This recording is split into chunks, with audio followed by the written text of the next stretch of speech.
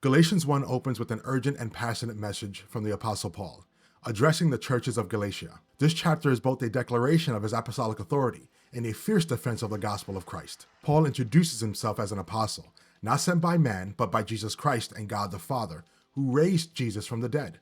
This powerful introduction sets the tone for this letter, emphasizing the divine source of his calling and the gospel he proclaims.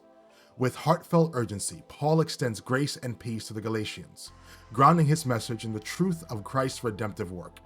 He reminds them that Jesus gave himself for our sins to deliver us from this present evil age, in accordance with the will of God the Father. This is not just a message of hope, but a foundational truth, establishing that salvation comes solely through the sacrifice of Christ. However, Paul quickly transitions from greeting to rebuke, expressing shock and dismay. I marvel that you are turning away so soon from him who called you in the grace of Christ to a different gospel. His astonishment is palpable as he confronts the Galatians for being swayed by those who pervert the gospel. Paul's warning is sharp and uncompromising. If anyone preaches any other gospel to you than what you have received, let him be accursed. He repeats this warning for emphasis, highlighting the gravity of the situation.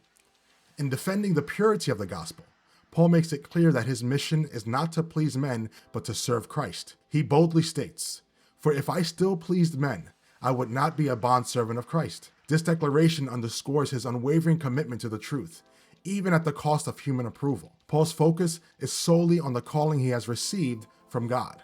Paul then recounts the divine origin of his message, affirming that the gospel he preaches is not according to man. "For I neither received it from man, nor was I taught it, but it came through the revelation of Jesus Christ." This personal testimony serves as a powerful reminder of God's transforming grace. Paul recalls his former life as a zealous persecutor of the church, advancing in Judaism beyond many of his peers.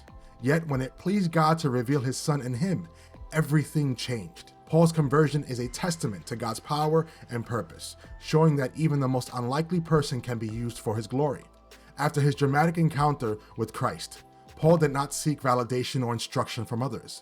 Instead, he went to Arabia before returning to Damascus, emphasizing the divine origin of his mission. It was only 3 years later that he met with Peter in Jerusalem and stayed with him for 15 days. During this time, he saw no other apostles except James, the Lord's brother. This detail reinforces Paul's independence in receiving and proclaiming the gospel. Paul concludes the chapter by highlighting the transformation in his reputation. The churches in Judea, which had once feared him as a persecutor, now glorified God because of the work he was doing through Paul. He who formerly persecuted us now preaches the faith which he once tried to destroy. His life had become a living testimony of God's grace and power to redeem.